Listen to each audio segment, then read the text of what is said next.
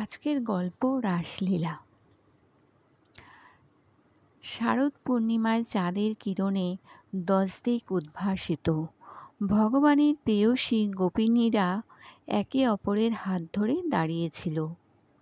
মৃদু মৃদু শীতল সুগন্ধি বায়ু প্রভাবিত হচ্ছিল। সর্বত্রই আনন্দ মঙ্গল ছড়ানো। যমুনা নদী নিজেরই ঢেউ দিয়ে বালুকাবেলা রঙ্গমঞ্চ তৈরি করে দিয়েছিলেন। সহস্র সহস্র গোপীদের দ্বারা পূজিত হয়ে শ্রীকৃষ্ণ শোভা পাচ্ছিলেন। ভগবান শ্রীকৃষ্ণ বললেন, আমার প্রিয় গোপীরা, আমার জন্য তোমরা তোমাদের ঘর গৃহস্থালী বেড়ি চূর্ণ করেছ। সেই বেড়ি বড় বড় যোগীরাও ভাঙতে পারে না। আমার সাথে তোমাদের এই মিলন সর্বতোভাবেই নির্দোষ ও নির্মল।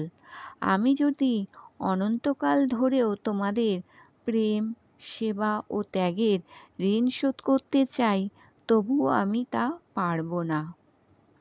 এই কথা বলে ভগবান শ্রীকৃষ্ণ সেই গোপীদের সাথে যমুনার তীরে তার রসময় রাসলীলা শুরু করেন।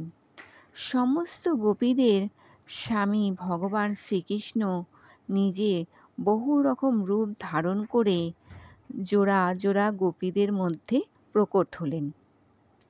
প্রত্যেক গোপী অনুভব করল যে আমার প্রিয় মোহন তো আমার সাথেই রয়েছে। এইভাবেই সহস্র সহস্র গোপীদের সঙ্গে ভগবান শ্রীকৃষ্ণের দিব্য রাস উৎসব শুরু হলো। প্রত্যেক দেবতাই তাদের নিজেদের পত্নীর সাথে আকাশপথে এসে উপস্থিত হলেন।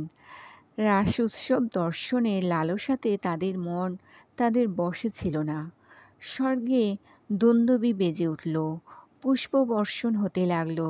গন্ধর্বরাও নিজেদের পত্নীর সাথে ভগবানের নির্মল যশগান করতে লাগল। রাসমণ্ডলের সব গোপীরাই নিজ নিজ প্রিয়তম শ্যামসুন্দরের সাথে নৃত্য করতে লাগল। তাদের হাতের কঙ্কণ, পায়েতে নূপুর আর কোমরের মেখলায় ছোট ছোট ঘুঙুরগুলো একসাথে বেজে উঠল। যমুনার তীরে ব্রজঙ্গনাদের মাঝে ভগবান শ্রীকৃষ্ণ উপস্থিত এক দিব্য শোভা ধারণ করেছিল। নৃত্যের সময় গোপীরা বিভিন্ন মুদ্রার দ্বারা বিভিন্ন ভাবের প্রকাশ করতে লাগল। তাদের কানের কুণ্ডল দুলতে দুলতে কপালে এসে পড়ছিল।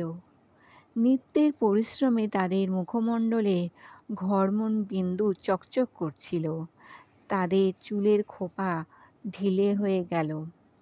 তখন এমন মনে হচ্ছিল যেন শ্রীকৃষ্ণ হচ্ছেন কৃষ্ণবর্ণ মেঘ আর গোপীরা সব বিদ্যুৎ।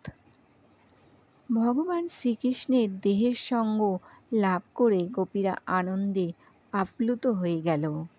তাদের কেশপাশ সব আলোলায়িত হয়ে গেল।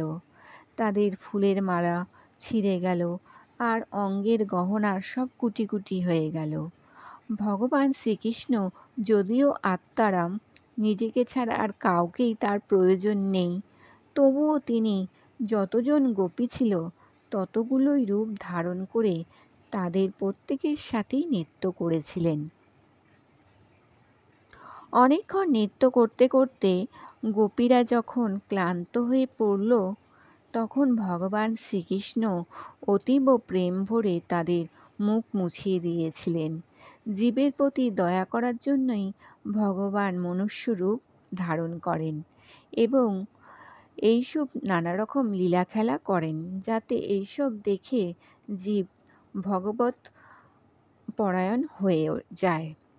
এই ভেবেই বহু দিব্য শারদরাত কেটে গেল।